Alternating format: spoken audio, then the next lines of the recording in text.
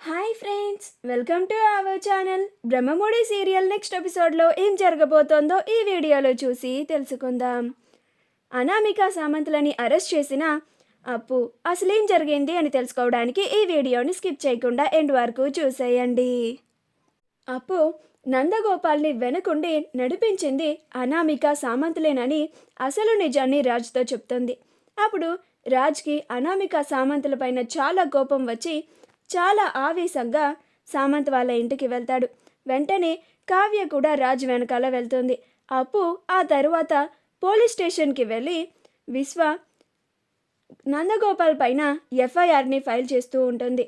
అప్పుడు విశ్వ అప్పు దగ్గరికి వచ్చి బతిమలాడుకోవడానికి చాలా ప్రయత్నిస్తూ ఉంటాడు. అప్పుడు అప్పు, నువ్వు నా ముందు ఎంత మంచివాడిలాగా నటించాలని చూసినా కానీ నేను అస్సలు నిన్ను నమ్మను. నువ్వు నన్ను బ్రతిమలాడాలి అని కూడా ప్రయత్నించకు. నేను అస్సలు వదిలిపెట్టను. నువ్వు ఇప్పటికే చాలా తప్పులను చేశావు. నేను ఈ స్టేషన్లోకి జాయిన్ అయిన వెంటనే నీ మీద నాకు చాలా కంప్లైంట్స్ వచ్చాయి. కానీ ఈ కేసులో నేను నిన్ను రెడ్ హ్యాండెడ్గా పట్టుకున్నాను. పూర్తి ఎవిడెన్స్ కూడా ఉంది. ఇంక నువ్వు తప్పించుకోలేవు విశ్వ అని అంటుంది. అప్పుడు విశ్వ, ప్లీజ్ మేడం, నాకు భార్య పిల్లలు ఉన్నారు.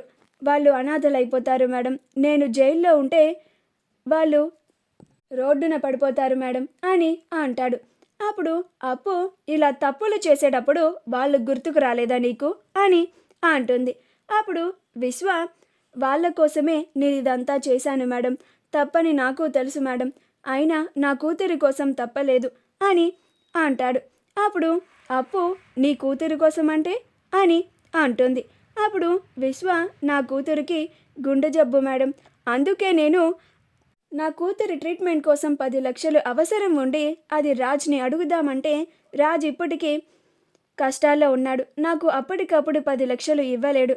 అందుకనే నందగోపాల్ని బ్లాక్మెయిల్ చేస్తే వెంటనే నాకు 10 లక్షలు వస్తాయని ఇలా చేశాను మేడం అని అంటాడు. అప్పుడు అప్పు, ఇంకా ఏమన్నా ఉందా కదా, లేక చెప్పడం అయిపోయిందా అని అంటుంది.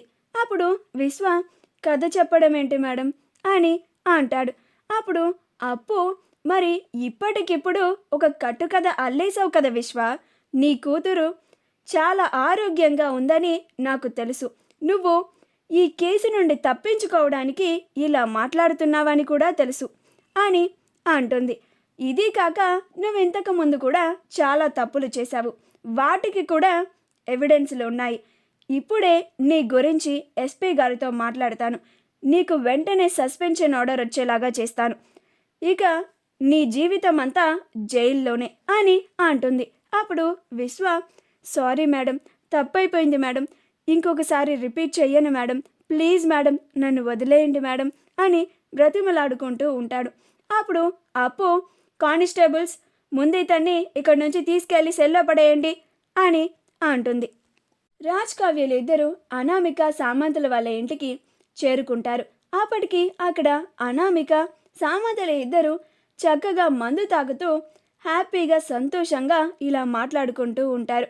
అప్పుడు అనామిక, సామంత్, అక్కడ ఆ దుగ్గిరాల కుటుంబం అంతా రోడ్డున పడిపోయి ఉంటుంది.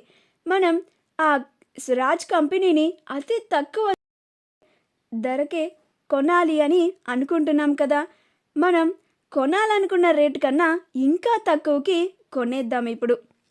ఎందుకంటే మనం ఆ కంపెనీ గురించి ముందుగానే బ్యాడ్ చేద్దాం. అప్పుడు ఆ కంపెనీకి ఉన్న వాల్యూ పడిపోతుంది. అప్పుడు మనకి ఆ కంపెనీ ఇంకాస్త తక్కువ ధరకే వస్తుంది అని అంటుంది. అప్పుడు సామంత్, వాహ్, అసలు ఇన్ని ఐడియాస్ నీకు ఎలా వస్తాయా అనామిక అని అంటాడు. అప్పుడు రాజ్ కావ్యలు ఇద్దరు వచ్చి, ఆ అనామికకి ఐడియాస్ ఎలా వస్తాయో మమ్మల్ని చెప్పమంటావా సామంత్ అని అంటారు. అప్పుడు అనామిక సామంతులు ఇద్దరు రాజ్ కావ్యలను చూసి ఆశ్చర్యపోతారు. అప్పుడు కావ్య, ఏంటి అంతలా ఆశ్చర్యపోయి చూస్తున్నారు? రోడ్డున పడాల్సిన కుటుంబం బోరున ఏడుస్తూ ఉండాల్సిన వీళ్ళిద్దరూ ఇక్కడికి ఎలా వచ్చారా అని అనుకుంటున్నావా అనామిక అని అంటుంది. అప్పుడు అనామిక అయోమయంగా అలానే ఆశ్చర్యంగా చూస్తూ ఉంటుంది. అప్పుడు రాజ్ వెంటనే సామంత్ కాలర్ని పట్టుకొని సామంత్ని నిలదీస్తూ ఉంటాడు. నేను నీకు ఏం అన్యాయం చేశాన్రా? నా కుటుంబానికి ఇంతలాగా ఈ అనామికతో చేరి ఆపదలు తీసుకొస్తున్నావు అని సామంత్ని నిలదీస్తూ ఉంటాడు. అప్పుడు కావ్య అనామిక దగ్గరికి వెళ్ళి, ఏమి సిగ్గుమాలినదానా, నీకసలు దేవుడు ఈ జన్మకి సిగ్గు శరం అలాంటివి ఏమీ పెట్టలేదా? అయినా మా కుటుంబం మీద అలా పగబట్టి కూర్చున్నావేంటే? పోనీలే పాపమని నాకు నువ్వు రెడ్ హ్యాండెడ్గా ఎన్నోసార్లు దొరికినా కానీ ఆడదానివని ఒక చిన్న జాలితో నిన్ను వదిలేశాను. ఈసారి మాత్రం నిన్నసలు వదిలిపెట్టే ప్రసక్తే లేదు నిన్ను అని అనామికని కొట్టబోతూ ఉండగా అప్పుడే అప్పు అక్క అని అంటుంది. అప్పుడు కావ్య ఆగిపోతుంది. అప్పుడు అప్పు, బావగారు వాళ్ళిద్దరిని మీరు వదిలేయండి, వాళ్ళిద్దరి సంగతి నేను చూసుకుంటాను అని అంటుంది. అప్పుడు అనామిక సామంతులు ఇద్దరు ఆశ్చర్యపోయి, ఇప్పుడు మమ్మల్ని అరెస్ట్ చేస్తున్నావా అని ఆశ్చర్యంగా అడుగుతూ ఉంటారు. అప్పుడు అప్పు, అవును, మీరిద్దరూ కలిసిన చేసిన క్రైమ్కి నేను మిమ్మల్ని అరెస్టే చేస్తున్నాను అని అంటుంది. అప్పుడు అనామిక, ఎంత ధైర్యం నీకు, నన్నే అరెస్ట్ చేయాలని చూస్తావా అని అప్పు మీదకి వెళ్తూ ఉంటే, అప్పుడు అప్పు, ఇంతకు ముందులాగా నేను నార్మల్ అప్పుని కాదు, ఎస్ఐ అప్పుని. డ్యూటీలో ఉన్న పోలీస్ మీద చేయి వేసినా కూడా నీ మీద కేసు పడుతుంది అని అంటుంది. అలా కానిస్టేబుల్స్ వీళ్ళిద్దరిని అరెస్ట్ చేసి స్టేషన్కి తీసుకెళ్ళండి అని అంటుంది. అప్పుడు కావ్య రాజులిద్దరూ అప్పుని చూసి చాలా సంతోషపడుతూ ఉంటారు. అప్పు దగ్గరికి వెళ్ళి, అప్పు, నువ్వు మమ్మల్ని ఈ సమస్య నుండి బయటపడేయడమే కాదు, నువ్వు మాకు చాలా తోడుగా ఉన్నావు, చాలా థ్యాంక్స్ అప్పు అని అంటారు. అప్పుడు అప్పు, అయ్యో అక్క బావ, మన మధ్యన థ్యాంక్స్లు అవన్నీ ఎందుకు అక్క?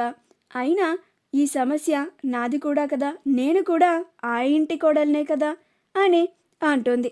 ఇప్పుడు కావ్య అప్పుని చాలా ఆప్యాయంగా కౌగిలించుకుంటూ ఉంటుంది. ఆ తరువాత అప్పు అనామిక సామంతులని కూడా సెల్లో పడేస్తుంది.